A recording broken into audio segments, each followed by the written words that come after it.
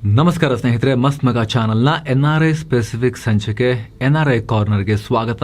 ನಾನು ಅಮರ್ ಪ್ರಸಾದ್. ಈ ವಾರ ಜಗತ್ತಿನಾದ್ಯಂತ ಇರೋ NRIಗಳಿಗೆ ಸಂಬಂಧಪಟ್ಟಂತೆ ಮಹತ್ವದ ಬೆಳವಣಿಗೆಗಳಾಗಿವೆ. ಅಮೆರಿಕದ H1B ವೀಸಾಗೆ ಸಂಬಂಧಪಟ್ಟಂತೆ ಹೋಮ್ಲ್ಯಾಂಡ್ ಸೆಕ್ಯೂರಿಟಿ ದೊಡ್ಡ ಹೇಳಿಕೆ ಕೊಟ್ಟಿದೆ.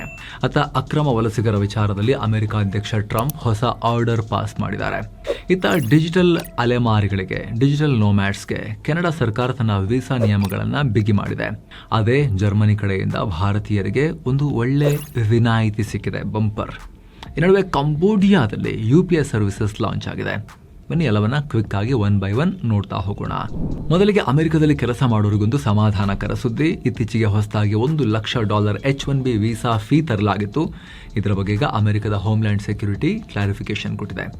ಕೆಲ ವಿಶೇಷ ಕೇಸ್ಗಳಲ್ಲಿ ಈ ಫೀಸ್ ಮನ್ನಾ ಮಾಡ್ತೀವಿ, ಆ ಅಧಿಕಾರ ನಮ್ಮಲ್ಲಿದೆ ಅಂತ ಇಲಾಖೆ ಮುಖ್ಯಸ್ಥ ಮಾರ್ಕ್ ವೇನ್ ಮುಲ್ಲಿನ್ ಹೇಳಿದ್ದಾರೆ. ಇತ್ತೀಚೆಗೆ ಅಮೆರಿಕದಲ್ಲಿ ಸೆನೆಟ್ ಬಜೆಟ್ ಹಿಯರಿಂಗ್ ನಡೆದಿತ್ತು. ಆಗ ಸೆನೆಟರ್ ಸುಜಾನ್ ಕಾಲಿನ್ಸ್ ಒಂದು ವಿಚಾರವನ್ನ ಪ್ರಸ್ತಾಪ ಮಾಡಿದ್ರು. ಅಮೆರಿಕದ ಮೈನೆ ಅನ್ನೋ ಗ್ರಾಮದಲ್ಲಿ ಆಸ್ಪತ್ರೆಗೆ ಅಮೆರಿಕದ ಸರ್ಜನ್ ಸಿಕ್ಕಿರಲಿಲ್ಲ. ಹೀಗಾಗಿ ಹೊರ ರಾಷ್ಟ್ರದಿಂದ ಸರ್ಜನ್ ಅನ್ನ ಕೆಲಸಕ್ಕೆ ತಗೊಂಡಿದ್ರು. ಆಗ ಅವರು ಈ $1,00,000 ಫೀಸ್ ಕಟ್ಟಬೇಕಾಯಿತು ಅಂತ ಹೇಳಿದ್ರು. ಇದನ್ನು ಕೇಳಿ ಮುಲ್ಲಿನ್ ಈ ಫೀಸ್ ಬಗ್ಗೆ, ಅದರಲ್ಲಿರೋ ವಿನಾಯಿತಿ ಬಗ್ಗೆ ಈ ರೀತಿ ಹೇಳಿದ್ದಾರೆ. ಇದೊಂಥರ ಮೇಲ್ನೋಟಕ್ಕೆ ಸಮಾಧಾನಕರ ಅಂತ ಅನ್ಸುತ್ತೆ, ಮೆರಿಟ್ ಬೇಸಿಸ್ ಮೇಲೆ ವಿನಾಯಿತಿ ಕೊಡ್ತಾರೆ ಅಂತ. ಆದರೆ ಇದನ್ನ ಡಿಸೈಡ್ ಮಾಡೋದು ಯಾರು? ಅಧಿಕಾರಿಗಳಿಗೆ ಆ ಪವರ್ ಇರುತ್ತೆ ಅಂತ ಹೇಳಿದ್ದಾರೆ. ಅಂದರೆ ಅಧಿಕಾರಿಗಳ ಮರ್ಜಿಯಲ್ಲಿ ಇರಬೇಕಾಗತ್ತೆ.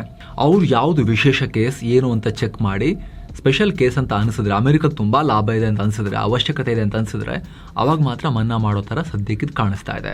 2026 ಹಣಕಾಸು ವರ್ಷದಲ್ಲಿ ಎಷ್ಟು ಮಂದಿ ಈ $1,00,000 ಹೊಸ ಫೀಸ್ ಪೇ ಮಾಡಿದ್ದಾರೆ ಅನ್ನೋ ಬಗ್ಗೆ ಮಾರ್ಕ್ ವೇನ್ ಮುಲ್ಲಿನ್ ಮಾಹಿತಿ ಕೊಟ್ಟಿದ್ದಾರೆ. 2 ಲಕ್ಷಕ್ಕೂ ಅಧಿಕ H1B ಅರ್ಜಿದಾರರು ಈ ಫೀಸ್ ಕಟ್ಟಿದ್ದಾರೆ ಅಂತ ಅಮೆರಿಕದ ಸೆನೆಟ್ ಪ್ಯಾನೆಲ್ಗೆ ಹೇಳಿದ್ದಾರೆ. ಇತ್ತೀಚೆಗೆ ಅಮೆರಿಕದ ಹೋಮ್ಲ್ಯಾಂಡ್ ಸೆಕ್ಯೂರಿಟಿ ಇಲಾಖೆ ಒಂದು ಪ್ರಸ್ತಾಪ ಇಟ್ಟಿತ್ತು. F1 ಸ್ಟೂಡೆಂಟ್ ವೀಸಾದಿಂದ ಡ್ಯೂರೇಷನ್ ಆಫ್ ಸ್ಟೇಟಸ್ ಅನ್ನ, ಆ ನಿಯಮವನ್ನು ತೆಗೆದು ಹಾಕಬೇಕು ಅಂತ ಪ್ರಪೋಸ್ ಮಾಡಿದ್ರು.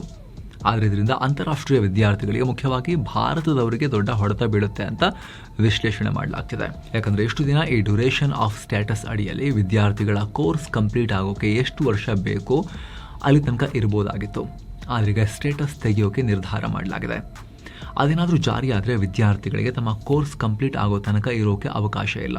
ಜಸ್ಟ್ 4 ವರ್ಷ ಟೈಮ್ ಫಿಕ್ಸ್ ಮಾಡಲಾಗುತ್ತೆ. ನಂತರ ವೀಸಾ ಅವಧಿ ಮುಕ್ತಾಯ ಆಗುತ್ತೆ. ಓದು ಮುಂದುವರಿಸಬೇಕಾದ್ರೆ ವಿದ್ಯಾರ್ಥಿಗಳು ಮತ್ತೆ ಪೇಪರ್ ವರ್ಕ್ ಮಾಡಬೇಕು. ವೀಸಾ ಅವಧಿ ವಿಸ್ತರಿಸೋಕೆ ಅಮೆರಿಕ ಸರ್ಕಾರದ ಅಪ್ರೂವಲ್ ಪಡಿಬೇಕು. ಅದರಲ್ಲೂ ಈ ವೀಸಾ ಎಕ್ಸ್ಟೆನ್ಷನ್ ಅಥವಾ ಬೇರೆ ವೀಸಾಗೆ ಅಪ್ಲೈ ಮಾಡಬೇಕು ಅಂದರೆ ಅದಕ್ಕೆ ನೀಡಲಾಗಿದ್ದ ಗ್ರೇಸ್ ಪೀರಿಯಡ್ ಕೂಡ ಕಮ್ಮಿ ಆಗುತ್ತೆ. 60 ದಿನಗಳಿಂದ 30 ದಿನಗಳಿಗೆ ಇಳಿಸಲಾಗುತ್ತೆ. ಅಮೆರಿಕದಲ್ಲಿ ಹೆಚ್ಚಾಗಿ ಭಾರತೀಯ ವಿದ್ಯಾರ್ಥಿಗಳು ಇದೇ ಡ್ಯೂರೇಷನ್ ಆಫ್ ಸ್ಟೇಟಸ್ ಅಡಿಯಲ್ಲಿ ದೀರ್ಘಾವಧಿಯ ಮಾಸ್ಟರ್ಸ್, PhDಗಳನ್ನು ಕಂಪ್ಲೀಟ್ ಮಾಡ್ತಿದ್ದಾರೆ. ಗ್ರಾಜ್ಯುಯೇಷನ್ ಮುಗಿದ ನಂತರ ಕೆಲ ಕಾಲ OPT ಅಥವಾ ಆಪ್ಷನಲ್ ಪ್ರಾಕ್ಟಿಕಲ್ ಟ್ರೈನಿಂಗ್ ಮಾಡಿ H1B ವೀಸಾ ಪಡ್ಕೊಳ್ತಾರೆ. ಬಟ್ ಇದನ್ನೇ ತೆಗೆದು ಹಾಕೋಕೆ ಅಮೆರಿಕ ಪ್ಲಾನ್ ಮಾಡ್ತಿರೋದಕ್ಕೆ ಈಗ ಸಾಕಷ್ಟು ಕಡೆಗಳಿಂದ ಆತಂಕ ವ್ಯಕ್ತ ಆಗಿದೆ. ವಿದೇಶಿ ವಿದ್ಯಾರ್ಥಿಗಳು, ಮುಖ್ಯವಾಗಿ ಭಾರತೀಯರು, ಅಮೆರಿಕದ ಮೇಲೆ ಹೆಚ್ಚು ಇಂಟ್ರೆಸ್ಟ್ ತೋರಿಸಲ್ಲ. ಇದರಿಂದ ಅಮೆರಿಕದ AI ಮತ್ತು ಟೆಕ್ ಕಂಪನಿಗಳಿಗೆ ಖಂಡಿತ ಅಡ್ಡ ಪರಿಣಾಮ ಆಗುತ್ತೆ. ಹಿಂಗೆ ಆದರೆ ಕಠಿಣ ನಿಯಮದಿಂದ ವಿದೇಶಿ ಟ್ಯಾಲೆಂಟ್ಸ್ ನಮಗೆ ಕಮ್ಮಿ ಆಗ್ತಾರೆ ಅಂತ ಆತಂಕ ವ್ಯಕ್ತಪಡಿಸಲಾಗ್ತಾ ಇದೆ. ಅಮೆರಿಕ ಅಧ್ಯಕ್ಷ ಟ್ರಂಪ್ ಅಕ್ರಮ ವಲಸಿಗರ ವಿರುದ್ಧ ಹೊಸ ಎಕ್ಸಿಕ್ಯೂಟಿವ್ ಆರ್ಡರ್ ಪಾಸ್ ಮಾಡಿದ್ದಾರೆ. ಅಕ್ರಮ ವಲಸಿಗರಿಗೆ ಲಿಂಕ್ ಇರೋ ಬ್ಯಾಂಕ್ ಅಕೌಂಟ್ಸ್ ಮೇಲೆ ಕಣ್ಣಿಡಿ, ಅವರ ಹಣಕಾಸು ಚಟುವಟಿಕೆಗಳನ್ನು ಸರಿಯಾಗಿ ಪರಿಶೀಲಿಸಿ ಅಂತ ಅಮೆರಿಕದ ಫಿನಾನ್ಷಿಯಲ್ ರೆಗ್ಯುಲೇಟರ್ಸ್ ಮತ್ತು ಬ್ಯಾಂಕ್ಗಳಿಗೆ ಆದೇಶ ಕೊಟ್ಟಿದ್ದಾರೆ. ಜೊತೆಗೆ ಅಂಥ ಬ್ಯಾಂಕ್ ಅಕೌಂಟ್ಗಳನ್ನು ಶಟ್ ಡೌನ್ ಮಾಡಲಾಗುತ್ತೆ, ಅವರ ಫಂಡ್ ಅನ್ನು ಸೀಸ್ ಮಾಡಲಾಗುತ್ತೆ ಅಂತ ಟ್ರಂಪ್ ಹೇಳಿದ್ದಾರೆ. ಮಾನವ ಕಳ್ಳಸಾಗಾಣಿಕೆ, ನಶಾವಸ್ತು ಕಳ್ಳಸಾಗಾಣಿಕೆ, ಅಕ್ರಮ ವಲಸೆ, ಕ್ರಿಮಿನಲ್ ಗ್ಯಾಂಗ್ ಚಟುವಟಿಕೆಗಳಿಗೆ ನಮ್ಮ ಬ್ಯಾಂಕ್, ಕ್ರೆಡಿಟ್ ಕಾರ್ಡ್ ಕಂಪನಿಗಳು ಮತ್ತು ಹಣಕಾಸು ಸಂಸ್ಥೆಗಳ ಬಳಕೆ ಆಗಬಾರದು ಅಂತ ಈ ಕ್ರಮ ಅಂತ ಟ್ರಂಪ್ ಹೇಳಿದ್ದಾರೆ. ಅಮೆರಿಕದ ಪೊಲೀಸರು ಇತ್ತೀಚೆಗೆ ಅಕ್ರಮ ವಲಸಿಗರ ವಿರುದ್ಧ ಆಪರೇಷನ್ ಚೆಕ್ಮೇಟ್ ನಡೆಸಿದ್ರು. ಈ ವೇಳೆ ಅರಿಜೋನಾದಲ್ಲಿ ಸುಮಾರು 52 ಅಕ್ರಮ ವಲಸಿಗರನ್ನ ಹಿಡಿದು ಹಾಕಿದ್ರು. ಈ ಪೈಕಿ 36 ಜನ ಅಕ್ರಮ ಟ್ರಕ್ ಡ್ರೈವರ್ಸ್ ಆಗಿದ್ದು, ಇದರಲ್ಲಿ 30 ಜನ ಭಾರತೀಯರಿದ್ದಾರೆ. ಮಿಕ್ಕವರು ಮೆಕ್ಸಿಕೋ, ಎಲ್ ಸಲ್ವಾಡೋರ್ ಮತ್ತು ರಷ್ಯಾದವರು. ಇವರ ವರ್ಕ್ ಪರ್ಮಿಟ್ ಅವಧಿ ಮುಗಿದಿದ್ದು, ಯಾವುದೇ ಲೀಗಲ್ ಡಾಕ್ಯುಮೆಂಟ್ಸ್ ಇಲ್ಲದೆ ಕೆಲಸ ಮಾಡ್ತಾ ಇದ್ರು. ಈಗ ಅರೆಸ್ಟ್ ಆಗಿದ್ದಾರೆ. ಶೀಘ್ರದಲ್ಲಿ ಇವ್ರನ್ನ ಡಿಪೋರ್ಟ್ ಮಾಡಲಾಗುತ್ತೆ. ಡಿಜಿಟಲ್ ನೋಮ್ಯಾಡ್ಸ್ಗೆ ಕೆನಡಾ ಸರ್ಕಾರ ಸ್ಟ್ರಿಕ್ಟ್ ರೂಲ್ಸ್ ತಂದಿದೆ. ಡಿಜಿಟಲ್ ನೋಮ್ಯಾಡ್ಸ್ ಅಂದರೆ ಆಫೀಸ್ಗೆ ಹೋಗದೆ ದೂರದಿಂದಲೇ ಬೇರೆ ಬೇರೆ ರಾಷ್ಟ್ರಗಳಲ್ಲಿ ಇದ್ಕೊಂಡು ಕೆಲಸ ಮಾಡೋರು. ಇನ್ಮೇಲೆ ಡಿಜಿಟಲ್ ನೋಮ್ಯಾಡ್ಸ್ ಕೆನಡಾಗೆ ಹೋಗಬೇಕು ಅಂದರೆ ವಿದೇಶಿ ಕಂಪನಿಗಳಿಗೆ ಕೆಲಸ ಮಾಡ್ತಿರೋ ಪಕ್ಕಾ ದಾಖಲೆಗಳನ್ನು ಒದಗಿಸಬೇಕು. ನಿಮ್ಮ ಆದಾಯ ಸಂಪೂರ್ಣವಾಗಿ ವಿದೇಶಗಳಿಂದಲೇ ಬರ್ತಾ ಇದೆ ಅಂತೇಳಿ ಪ್ರೂಫ್ ಕೊಡಬೇಕು. ನೀವು ವಿಸಿಟರ್ ವೀಸಾ ಸ್ಟೇಟಸ್ನಲ್ಲಿ ಇದ್ಕೊಂಡು ಕೆನಡಾದಲ್ಲಿ ಕೆಲಸ ಮಾಡೋ ಹಾಗಿಲ್ಲ. ಲೋಕಲ್ ಎಂಪ್ಲಾಯ್ಮೆಂಟನ್ನು ದುರುಪಯೋಗ ಪಡಿಸ್ಕೊಳ್ಳೋ ಹಾಗಿಲ್ಲ. ಅದಕ್ಕೋಸ್ಕರ ಈ ಕ್ರಮ ಅಂತ immigration, refugees and citizenship Canada IRCC ತಿಳಿಸಿದೆ. ಇನ್ನು ಸ್ನೇಹಿತರೆ, ವರದಿಯಲ್ಲಿ ಮುಂದುವರಿಯುವ ಮುನ್ನ ನಿಮ್ಮಲ್ಲಿ ಒಂದು ಸಣ್ಣ ಮನವಿ. ನಮ್ಮ ಚಾನಲ್ನ ವರ್ಕ್ ನಿಮಗೆ ಇಷ್ಟ ಆಗ್ತಾ ಇದ್ರೆ ವಿಡಿಯೋ ಕೆಳಗಡೆ ಇರೋ ಜಾಯಿನ್ ಬಟನ್ ಮೂಲಕ ಆಸಕ್ತ ವೀಕ್ಷಕರು ನಮ್ಮ ಚಾನಲ್ಗೆ ಮೆಂಬರ್ಸ್ ಆಗಿ ಜಾಯಿನ್ ಆಗ್ಬೋದು. ಆಗ ಎಲ್ಲ ಮೆಂಬರ್ ಓನ್ಲಿ ವಿಡಿಯೋಸನ್ನು ನೀವು ಕೂಡ ನೋಡೋಕೆ ಶುರು ಮಾಡ್ಬೋದು. ಹಲವಾರು ವಿಡಿಯೋಗಳ ಅರ್ಲಿ ಆಕ್ಸೆಸ್ ಕೂಡ ಪಡಿಬೋದು. ಎಲ್ಲಕ್ಕಿಂತ ಮುಖ್ಯವಾಗಿ ನಮ್ಮ ತಂಡಕ್ಕೆ ನೀವು ಕೂಡ ಅತಿ ದೊಡ್ಡ ಬೆಂಬಲ ಇದು. ನಿಮ್ಮ ಒಂದೊಂದು ಮೆಂಬರ್ಶಿಪ್ ಕೂಡ ನಮಗೆ ತುಂಬ ಮುಖ್ಯ. ಆಸಕ್ತರು, ಸಾಧ್ಯ ಇರೋರು ದಯವಿಟ್ಟು ಕನ್ಸಿಡರ್ ಮಾಡಿ ವಿಡಿಯೋ ಕೆಳಗಿರೋ ಜಾಯಿನ್ ಬಟನ್ ಮೂಲಕ. ಬನ್ನಿ ಕಂಟಿನ್ಯೂ ಮಾಡೋಣ. ಏನೋ UK ಕಠಿಣ ವಲಸೆ ನೀತಿಯಿಂದ ಅಲ್ಲಿ ವರ್ಕ್ ವೀಸಾ ಪಡೆಯೋರ ಸಂಖ್ಯೆಯಲ್ಲಿ ಭಾರಿ ಕುಸಿತ ಆಗಿದೆ. ಈಗ 2023ರಲ್ಲಿ 6 ಲಕ್ಷಕ್ಕೂ ಅಧಿಕ ವರ್ಕ್ ವೀಸಾ ಕೊಡಲಾಗಿತ್ತು. ಆದ್ರೀಗ ಆ ಸಂಖ್ಯೆ ಅರ್ಧಕ್ಕರ್ಧ ಕಟ್ಟಾಗಿದೆ. 2025ರ ಏಪ್ರಿಲ್ನಿಂದ 2026ರ ಮಾರ್ಚ್ ತನಕ ಜಸ್ಟ್ 2,53,000 ವರ್ಕ್ ವೀಸಾ ಕೊಡಲಾಗಿದೆ. ಈ ಮೂಲಕ 2023ಕ್ಕೆ ಹೋಲಿಸಿದ್ರೆ ಬರೋಬ್ಬರಿ 60% ಡೌನ್ ಆಗಿದೆ. ಹೀಗಂತ UK ಹೋಮ್ ಆಫೀಸ್ ಮಾಹಿತಿ ಕೊಟ್ಟಿದೆ. ಹಾಗೆ ಅಲ್ಲಿನ ಸುಮಾರು 100 ಕೆಲಸಗಳಿಗೆ ವಿದೇಶಿಗರನ್ನು ಹೈರ್ ಮಾಡೋದನ್ನು ನಿಲ್ಲಿಸಲಾಗಿದೆ. ನಮ್ಮ ಬ್ರಿಟನ್ ಜನರಿಗೆ ಉದ್ಯೋಗಾವಕಾಶ ಸಿಗಲಿ, ಅವರ ಸಂಬಳ ಹೆಚ್ಚಾಗಲಿ ಅಂತ ಈ ಕ್ರಮ ತಗೊಂಡಿದ್ದೀವಿ ಅಂತ UK ಹೋಮ್ ಆಫೀಸ್ ಸಮರ್ಥನೆ ಕೊಟ್ಟಿದ್ದಾರೆ. ಅದೇ ಕಾರಣಕ್ಕೋಸ್ಕರ ನಾವು ಎಲ್ಲರೂ ತಗೊಳ್ತಾ ಇಲ್ಲ. ನಮ್ಮ ಆರ್ಥಿಕತೆಗೆ ತುಂಬಾ ಬೇಕಾಗಿರೋ ವಿದೇಶದ ಹೈ ಸ್ಕಿಲ್ಡ್ ಟ್ಯಾಲೆಂಟ್ಗಳಿಗೆ ಮಾತ್ರ ಅವಕಾಶ ಕೊಡ್ತಾ ಇದ್ದೀವಿ ಅಂತಲೂ ಹೇಳಿದ್ದಾರೆ. ಏನೋ ದಿಲ್ಲಿಯಲ್ಲಿರೋ ಜರ್ಮನ್ ಎಂಬಸಿ ಭಾರತೀಯರಿಗೆ ಗುಡ್ ನ್ಯೂಸ್ ಕೊಟ್ಟಿದೆ. ಇನ್ನು ಮುಂದೆ ಭಾರತೀಯರಿಗೆ ಜರ್ಮನ್ ಏರ್ಪೋರ್ಟ್ಗಳಲ್ಲಿ ಯಾವುದೇ ರೀತಿಯ ಟ್ರಾನ್ಸಿಟ್ ವೀಸಾ ಬೇಕಾಗಿಲ್ಲ. ಜರ್ಮನಿ ಮೂಲಕ ಒಂದು ರಾಷ್ಟ್ರದಿಂದ ಮತ್ತೊಂದು ರಾಷ್ಟ್ರಕ್ಕೆ ಹೋಗುವಾಗ ಮಧ್ಯದಲ್ಲಿ ಜರ್ಮನಿಯಲ್ಲಿ ಉಳ್ಕೋಬೇಕಾಗಿ ಬಂತು ಸ್ವಲ್ಪ ಟೈಮ್ ಅಂತ ಹೇಳಿದ್ರೆ ಟ್ರಾನ್ಸಿಟ್ ವೀಸಾದಿಂದ ವಿನಾಯಿತಿ ಕೊಡಲಾಗಿದೆ. ಜೂನ್ 3ರಿಂದಲೇ ಹೊಸ ರೂಲ್ಸ್ ಜಾರಿಗೆ ಬರ್ತಾ ಇದೆ. ಯುರೋಪ್ ಕಡೆಗೆ ಪ್ರಯಾಣ ಮಾಡೋರಿಗೆ ದೊಡ್ಡ ರಿಲೀಫ್ ಇದು. ಕಳೆದ ಜನವರಿಯಲ್ಲಿ ಜರ್ಮನಿ ಚಾನ್ಸಲರ್ ಫ್ರೆಡರಿಕ್ ಮರ್ಜ್ ಭಾರತಕ್ಕೆ ಬಂದಿದ್ದಾಗ ಇದ್ರ ಬಗ್ಗೆ ಡಿಸ್ಕಷನ್ ಆಗಿತ್ತು. ಈಗ ಜಾರಿಗೆ ಬಂದಿದೆ. ಏನೋ ಕಂಬೋಡಿಯಾದಲ್ಲಿ UPI ಸರ್ವಿಸ್ ಲಾಂಚ್ ಆಗಿದೆ. ಇನ್ಮೇಲೆ ಭಾರತೀಯರು UPI ಆಪ್ ಅನ್ನ ಕಂಬೋಡಿಯಾದಲ್ಲಿ ಯೂಸ್ ಮಾಡಬಹುದು ಅಂತ RBI ಅನೌನ್ಸ್ ಮಾಡಿದೆ. ಕಂಬೋಡಿಯಾಗೆ ಹೋಗೋ ಭಾರತೀಯರು ಅಲ್ಲಿನ ಅಂಗಡಿಗಳಲ್ಲಿ ಏನಾದರೂ ಖರೀದಿ ಮಾಡಿದ್ರೆ ನೇರವಾಗಿ QR ಕೋಡ್ ಮೂಲಕ ಸ್ಕ್ಯಾನ್ ಮಾಡಿ ಪೇ ಮಾಡಬಹುದು.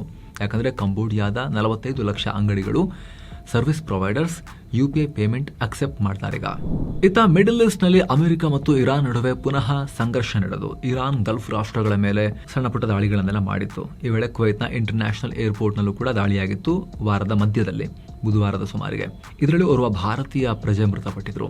ಇದರ ಬಗ್ಗೆ ಕುವೈತ್ನಲ್ಲಿರೋ ಭಾರತೀಯ ಎಂಬಸಿ ಮಾಹಿತಿ ಕೊಟ್ಟು ಸಂತಾಪ ಸೂಚಿಸಿದೆ. ಇನ್ನು ಅಬುದಾಬಿಯಲ್ಲಿರೋ ಜನರಿಗೆ ಬಿಗ್ ರಿಲೀಫ್ ಸಿಕ್ಕಿದೆ. ಅಲ್ಲಿನ ಸರ್ಕಾರ ಮನೆ ಬಾಡಿಗೆ ಏರಿಕೆಗೆ ಬ್ರೇಕ್ ಹಾಕಿದೆ. ಇನ್ನು ಮುಂದೆ ಬಾಡಿಗೆದಾರರಿಂದ ಹೆಚ್ಚು ಹಣ ಕೇಳುವಂತಿಲ್ಲ. ಹಳೆಯ ಬಾಡಿಗೆ ಎಷ್ಟಿರುತ್ತೋ ಅಷ್ಟೇ ಮುಂದುವರಿಯುತ್ತೆ. ಹೊಸ ಅಗ್ರಿಮೆಂಟ್ ಮಾಡಿಕೊಂಡ್ರೂ ಕೂಡ ಹೆಚ್ಚಿನ ಬಾಡಿಗೆಯನ್ನ ವಸೂಲಿ ಮಾಡುವಂತಿಲ್ಲ. ವಸತಿ ಮತ್ತು ಕಮರ್ಷಿಯಲ್ ಕಟ್ಟಡಗಳಿಗೆ ಇದು ಅನ್ವಯವಾಗುತ್ತೆ. ಮಿಡಲ್ ಈಸ್ಟ್ ನಲ್ಲಿ ಯುದ್ಧದಿಂದ ಜನರಿಗೆ ಆರ್ಥಿಕ ಹೊರೆಯಾಗಬಾರದು ಅಂತ ಸರ್ಕಾರ ಈ ನಿರ್ಧಾರ ಮಾಡಿದೆ.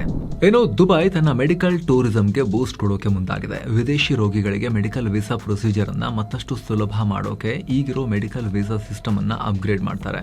ದುಬೈನ ಇಮಿಗ್ರೇಷನ್ ಮತ್ತು ಆರೋಗ್ಯ ಅಧಿಕಾರಿಗಳ ನಡುವೆ ಸಹಕಾರ ಹೆಚ್ಚಿಸಲಾಗ್ತಾ ಇದೆ. ಅದಕ್ಕಾಗಿ ದುಬೈನ general directorate of identity and foreigners affairs ಮತ್ತು ದುಬೈ ಹೆಲ್ತ್ ಅಥಾರಿಟಿ ಒಂದು ಒಪ್ಪಂದಕ್ಕೆ ಸೈನ್ ಹಾಕಿದ್ದಾರೆ. ಈ ಮೂಲಕ ರೋಗಿಗಳಿಗೆ ವೀಸಾ ಕೊಡೋದು ಈಗ ತೀರಾ ಸುಲಭ ಆಗುತ್ತೆ. ಚಿಕಿತ್ಸೆ ಮತ್ತು ಫಾಲೋ ಅಪ್ ಕೂಡ ಸರಾಗವಾಗಿ ನಡೆಯುತ್ತೆ. ಇನ್ನು ವಿದೇಶಿ ಕಾರ್ಮಿಕರ ರಕ್ಷಣೆಗೆ ಈಗ ಸೌತ್ ಕೊರಿಯಾ ಸರ್ಕಾರ ಒಂದು ಹೊಸ ಟೀಮ್ ರಚಿಸಿದೆ. ಸೌತ್ ಕೊರಿಯಾದ ಇಮಿಗ್ರೇಷನ್ ಸರ್ವಿಸ್ ಒಳಗಡೆನೆ ಈ ಹೊಸ ಟೀಮ್ ಅನ್ನ ಕ್ರಿಯೇಟ್ ಮಾಡಲಾಗಿದೆ. ಇತ್ತೀಚೆಗೆ ಅಲ್ಲಿ ವಿದೇಶಿ ಕಾರ್ಮಿಕರ ಮೇಲೆ ತುಂಬಾ ಹಲ್ಲೆಗಳಾಗಿದ್ವು. ಅದರ ಬೆನ್ನಲ್ಲೇ ಈ ಬೆಳವಣಿಗೆಯಾಗಿದೆ. ಈ ಟೀಮ್ ವಿದೇಶಿ ಕಾರ್ಮಿಕರ ಹಕ್ಕುಗಳನ್ನು ಕಾಪಾಡುತ್ತೆ.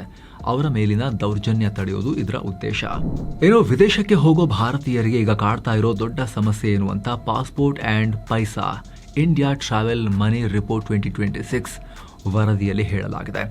ಮೊದಲೆಲ್ಲ ಜನರಿಗೆ ವೀಸಾ ಸಿಗೋದೇ ದೊಡ್ಡ ಟೆನ್ಷನ್ ಆಗಿತ್ತು. ಆದ್ರೀಗ ಟ್ರೆಂಡ್ ಸಂಪೂರ್ಣವಾಗಿ ಬದಲಾಗಿದೆ. ವೀಸಾಗಿಂತ ಹೆಚ್ಚು ಭಾರತೀಯರನ್ನ ಈಗ ಫಾರೆಕ್ಸ್ ಅಥವಾ ಕರೆನ್ಸಿ ಎಕ್ಸ್ಚೇಂಜ್ ಖರ್ಚು ಕಾಡ್ತಾ ಇದೆ ಅಂತ ವರದಿಯಲ್ಲಿ ಉಲ್ಲೇಖ ಮಾಡಲಾಗಿದೆ. ಅಂದ್ರೆ ಬೇರೆ ರಾಷ್ಟ್ರಗಳಿಗೆ ಹೋದಾಗ ದುಡ್ಡು ಖರ್ಚು ಮಾಡಲೇಬೇಕಾಗಿ ಬರುತ್ತಲ್ಲ, ಆಗ ನಮ್ಮ ರೂಪಾಯಿಯನ್ನ ಆ ದೇಶದ ಕರೆನ್ಸಿಗೆ ಬದಲಾಯಿಸಬೇಕಾಗತ್ತೆ. ಅದಕ್ಕೆ ಅಲ್ಲಿನ ಬ್ಯಾಂಕ್ ಮತ್ತು ಕಾರ್ಡ್ಗಳು ಹೆಚ್ಚು ಚಾರ್ಜ್ ಮಾಡ್ತವೆ. ಇದರಲ್ಲಿ ಹಿಡನ್ ಚಾರ್ಜಸ್ ಕೂಡ ತುಂಬಾ ಇರ್ತವೆ.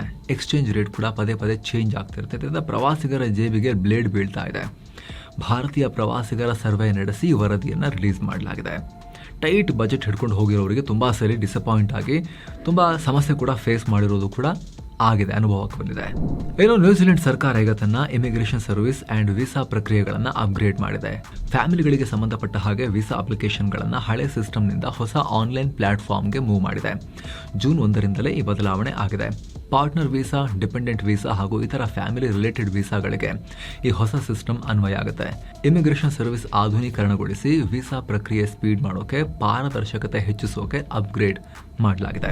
ಮಯನ್ಮಾರ್ನ ಸೈಬರ್ ಜಾಲದಲ್ಲಿ ಸಿಲುಕಿದ್ದ ಭಾರತೀಯರ ಬಗ್ಗೆ ವಿದೇಶಾಂಗ ಇಲಾಖೆ ಮಾಹಿತಿ ಕೊಟ್ಟಿದೆ. ಕಳೆದ 1.5 ವರ್ಷದಲ್ಲಿ ಬರೋಬ್ಬರಿ 2411 ಭಾರತೀಯರನ್ನ ರಕ್ಷಿಸಿ ವಾಪಸ್ ಕರೆತರಲಾಗಿದೆ.